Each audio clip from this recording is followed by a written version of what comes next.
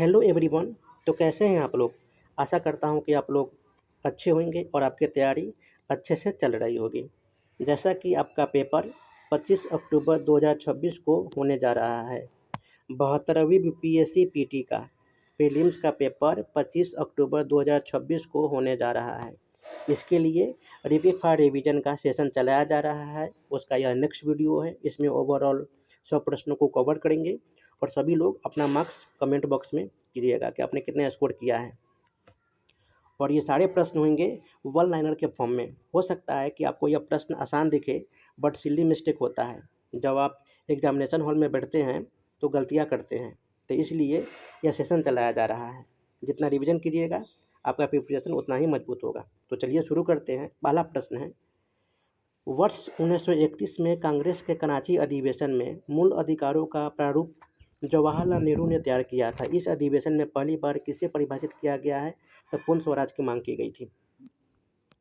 अगला प्रश्न है कि गांधी जी के निम्नलिखित अनुयायियों में से कौन पेशे से एक शिक्षक था, तो वो है जेबी कृपलानी। अगला प्रश्न है कि वर्ष 1939 में कांग्रेस को छोड़ने के पश्चात सुभाष चंद्र बोस ने किस दल की स्थापना की थी, तो फॉरवर्ड ब्लॉक की स्थापना की थी। अगला प्रश्न है कि भारत के स्वतंत्रता संग्राम के दौरान घटी घटनाओं को सही काल क्रमानुसार लगाए। तो यहाँ पे देखेंगे कि पार्लियामेंट्री सुधार 1909, मंटेगू चेम्सफोर्ड सुधार 1919, चौरी चौरा हिंसा 1922, जबकि दांडी यात्रा 1930। तो आप लोग इसको मिला लीजिएगा कि पहला 2, 4, 1, 3, यानी ऑप्शन बी इसका सही उत्तर हो जाएगा। अगला प्रश्न है कि भारत के संविधान में केंद्र और राज्यों के बीच किया गया शक्तियों का विभाजन इनमें से किसमें उल्लिखित योजनाओं पर आधारित है, तो वह भारत सरकार अधिनियम 1935।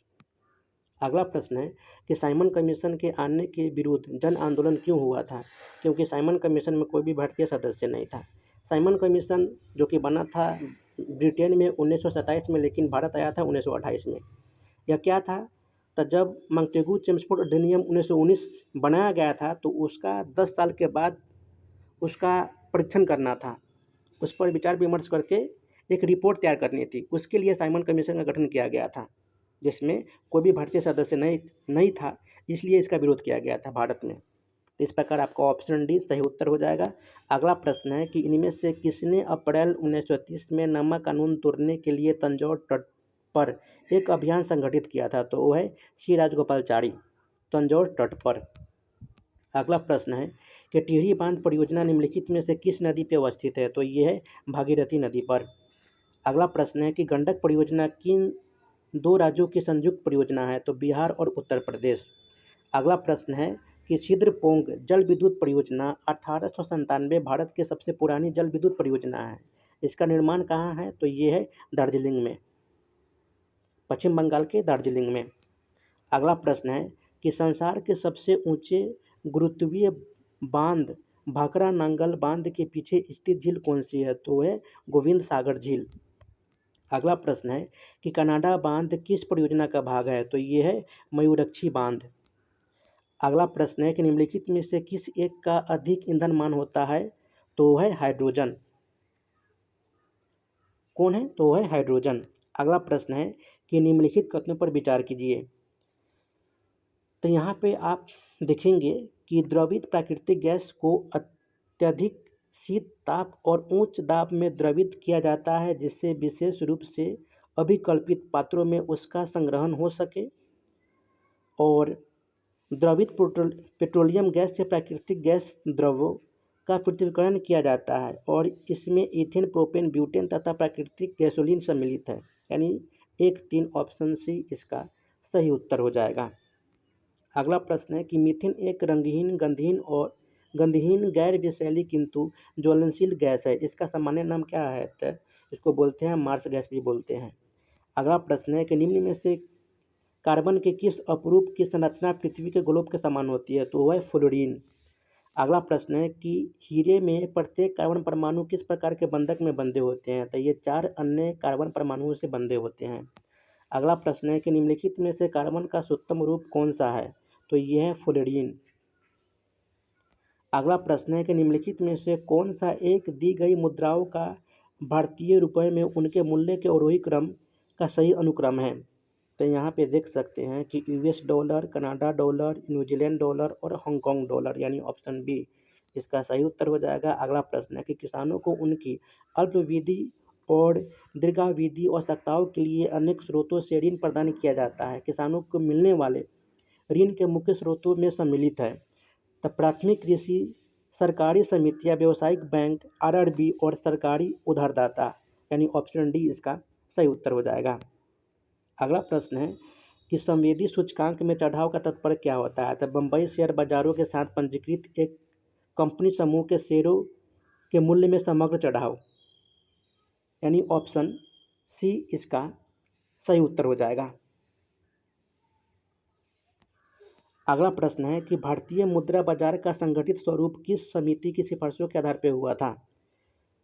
तो है चक्रवर्ती समिति और वागुल समिति,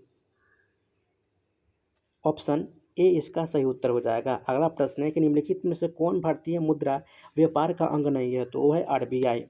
अगला प्रश्न है कि निम्नलिखित नदी घाटी परियोजना में से किस एक का लाभ एक से अधिक राज्यों को प्राप्त होता है? तो वह है चंबल घाटी परियोजना और कोसी परियोजना, यानी ऑप्शन बी इसका सही उत्तर हो जाएगा। अगला प्रश्न है कि निम्नलिखित में से कौन सा बांध चंबल परियोजना पर निर्मित है? तो गांधी सागर बांध, राणा प्रताप सागर बांध और जवाहर सागर बांध, यानी डी 1, 2, 3 इसका सही उत्तर हो जाएगा। अगला प्रश्न है कि गांधी जी की मृत्यु पर किसने कहा हमारे जीवन से प्रकाश चला गया है? तो ये बोले थे जवाहरलाल नेहरू जी ने। अगला प्रश्न है कि गांधी जी किस गोलमेज सम्मेलन में भाग लेने के लिए लंदन गए थे? तो ये द्वितीय गोलमेज सम्मेलन जो कि 1931 में हुआ था। अगला प्रश्न है कि गांधी इरविन समझौते 5 मार्च 1931 किससे संबंधित है? तो यह सविनय अवज्ञा आंदोलन। जब लंदन में गए थे गांधी जी तो वहाँ इनकी बात नहीं मानी गई, तो इन्होंने फिर आके सविनय अवज्ञा आंदोलन शुरू कर दिया था। ऑप्शन डी इसका सही उत्तर हो जाएगा। अगला प्रश्न है कि हाइड्रोजन तथा क्लोरीन गैस के मिश्रण का जलना किस प्रकार के दहन के उदाहरण है? तो यह है विस्फोटक। अगला प्रश्न है कि हाइड्रोकार्बन के पूर्ण दहन के परिणाम स्वरूप निम्नलिखित में से क्या प्राप्त होता है? तो कार्बन डाइऑक्साइड और जल। अगला प्रश्न है कि 1920 में भागलपुर में संपन्न बिहार प्रांतीय सम्मेलन में असहयोग संबंधी प्रस्ताव किसने प्रस्तुत किया था? तो वह बाबू धरणीधर। अगला प्रश्न है कि 1934 में पटना में अंजुमन इस्लामिया हॉल में जब औपचारिक रूप से बिहार सोशलिस्ट पार्टी की स्थापना की गई थी तब निम्नलिखित में से इस पार्टी का प्रथम अध्यक्ष किसे बनाया गया था? तो वो है आचार्य नरेंद्र देव। अगला प्रश्न है कि फ्लोरीन एक नया खोजा गया क्रिस्टलीय कार्बन अपरूप है, यह क्या है? तो ये 60 कार्बन परमाणुओं का समूह है। ऑप्शन सी इसका सही उत्तर हो जाएगा। अगला प्रश्न है कि निम्नलिखित में से किस एक प्रकार में अक्रिस्टलीय कार्बन प्रकृति में शुद्धतम रूप में पाया जाता है? तो है कार्बन कज्जल। अगला प्रश्न है कि धातु को एक साथ वेल्ड करने के लिए उच्च ताप की आवश्यकता होती है, ऐसा उच्च तापमान किसके दहन से प्राप्त होता है? तो ऑक्सीजन में एसिटिलीन। अगला प्रश्न है कि ग्लूकोज C6H12O16 के 150 ग्राम में कितने हाइड्रोजन परमाणु होते हैं? तो 6.02 × 10⁻22 यानी 22। अगला प्रश्न है कि निम्नलिखित पुस्तकों में से किस पुस्तक का संबंध भारत में राष्ट्रीय आंदोलन के विकास से जोड़ा गया है? तो वह है आनंद मठ। यह किनकी रचना है? तो ये है बंकिम चंद्र चटर्जी जी का। अगला प्रश्न है कि निम्नलिखित में से किन समाचार पत्रों ने भारतीय स्वतंत्रता संग्राम के काल में क्रांतिकारी आतंकवाद की वकालत की थी? तो संध्या, युगांतर काल, यानी ऑप्शन डी 1, 2, 3 इसका सही उत्तर हो जाएगा। अगला प्रश्न है कि भारतीय द्वारा अंग्रेजी भाषा में प्रकाशित प्रथम समाचार पत्र है? तो वो है हिंदू पेट्रियोट, ऑप्शन बी इसका सही उत्तर हो जाएगा। अगला प्रश्न है कि निम्नलिखित अखबारों में से कौन सा मुख्यतः उदारवादियों की नीतियों का प्रचारक था? तो वो है लीडर। अगला प्रश्न है कि खाद्य डिब्बों को टिन से लिपित किया जाता है किंतु दस्ते से नहीं, क्योंकि दस्ता टिन की अपेक्षा अधिक क्रियाशील होता है। अगला प्रश्न है कि निम्नलिखित में से किस एक पदार्थ का उपयोग रंगाई तथा चर्म उद्योग में रंग बंधक के रूप में किया जाता है? तो कैल्शियम सल्फेट, ऑप्शन बी इसका सही उत्तर हो जाएगा। अगला प्रश्न है कि भारत में कतिपय लौह इस्पात संयंत्र पश्चिमी घाट में से होकर आयोजित किए गए हैं। इस उद्योग के ऐसे स्थित्यांतरण का प्रमुख कारण है? तो गोवा एवं मध्य प्रदेश के कुछ बहंगों में उत्तम श्रेणी के लौह अयस्क निक्षेपों का मिलना तथा इस क्षेत्र से इस्पात निर्यात की तुलनात्मक सुविधा, यानी ऑप्शन सी इसका सही उत्तर हो जाएगा। अगला प्रश्न है कि संयुक्त राष्ट्र संघ के military gender advocate of the year से सम्मानित होने वाली दूसरी भारतीय कौन बन गई है? तो वो है मेजर राधिका सेन। अगला प्रश्न है कि बिहार के किस जिले में राज्य का दूसरा चिड़ियाघर बनाया जाएगा? तो वो है अररिया। यूनेस्को के क्रिएटिव सिटीज नेटवर्क में शामिल भारतीय शहर को विश्व शिल्प परिषद द्वारा विश्व शिल्प शहर के रूप में मान्यता दे दी गई है। तो वह श्रीनगर।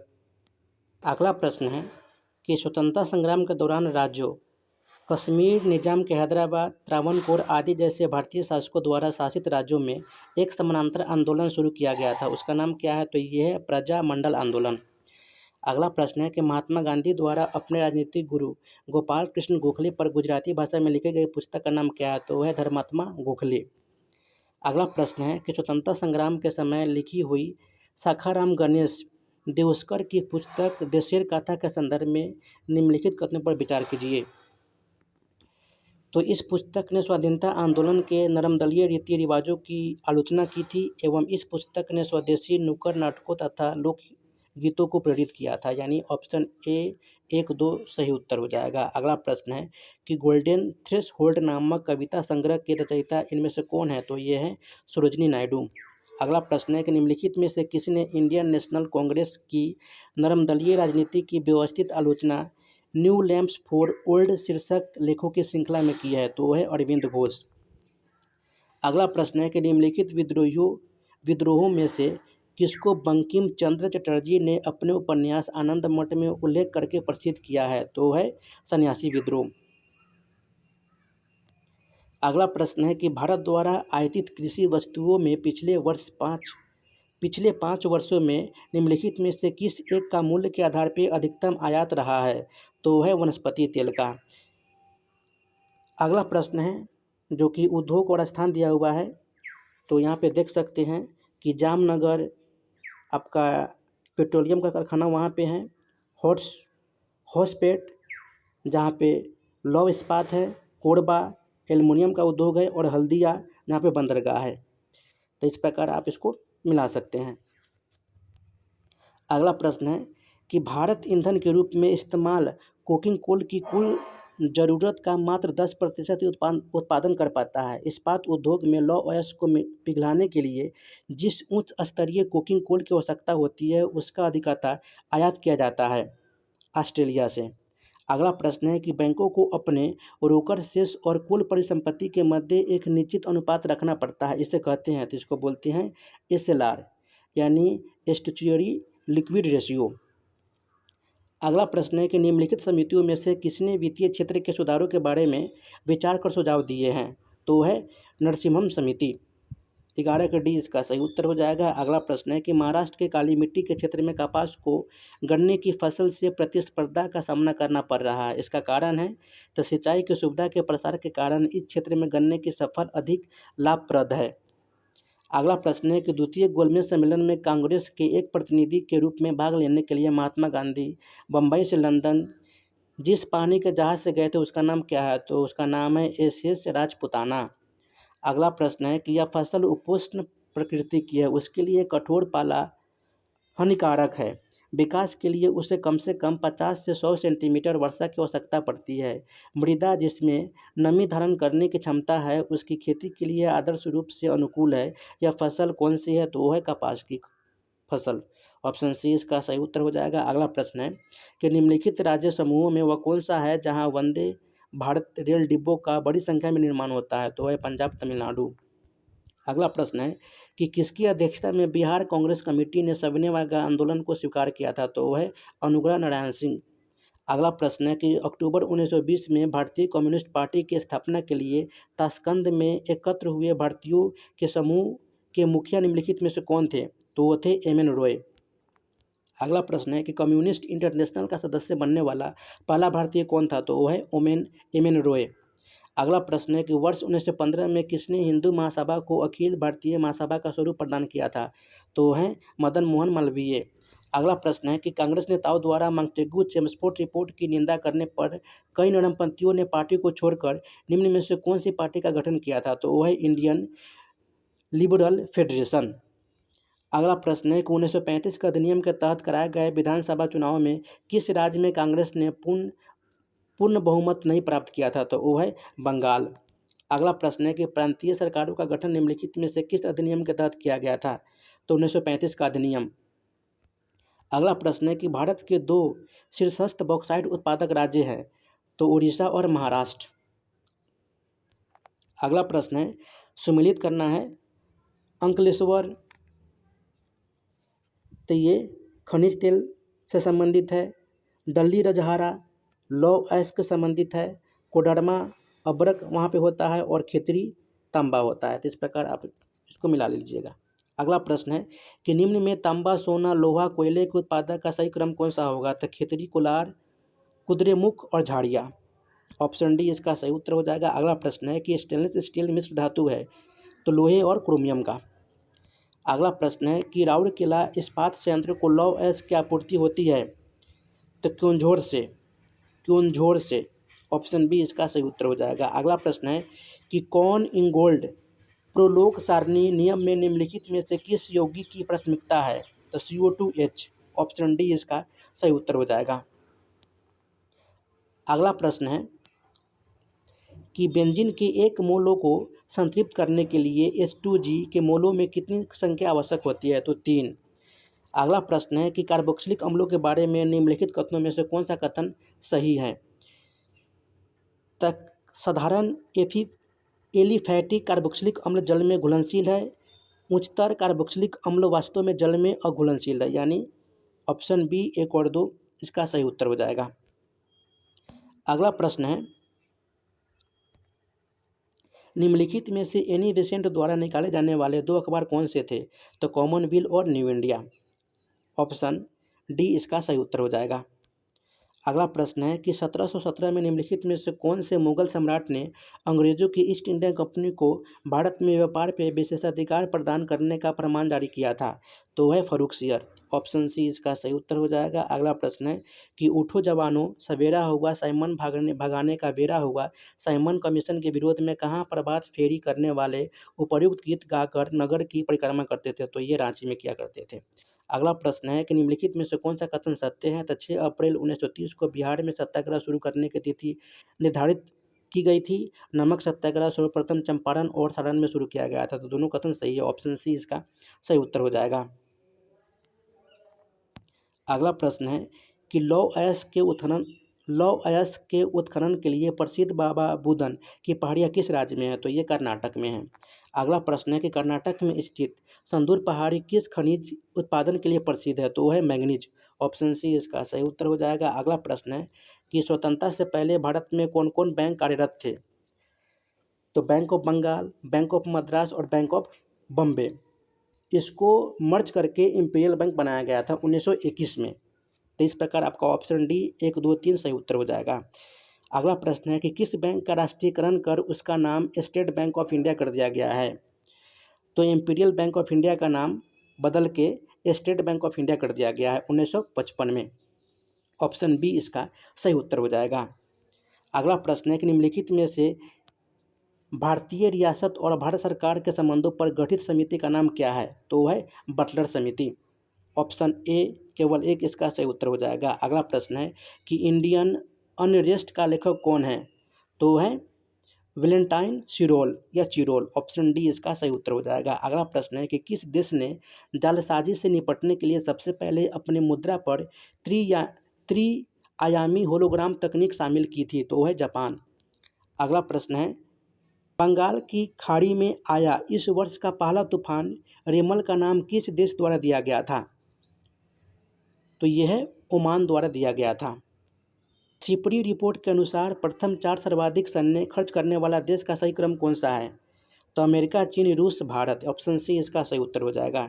एवं इस सेशन का लास्ट प्रश्न है किस भारतीय शहर में स्थित भौतिक अनुसंधान प्रयोगशाला के वैज्ञानिकों ने हाल ही में मंगल ग्रह पर 3 नए क्रिएटर खोजे हैं? तो है अहमदाबाद। ऑप्शन डी इसका सही उत्तर हो जाएगा। तो वीडियो अगर अच्छी लगी हो तो वीडियो को लाइक कर दीजिए, अपने दोस्तों के साथ शेयर कर दीजिए और चैनल को सब्सक्राइब कर लीजिए। वीडियो को देखने के लिए बहुत बहुत धन्यवाद।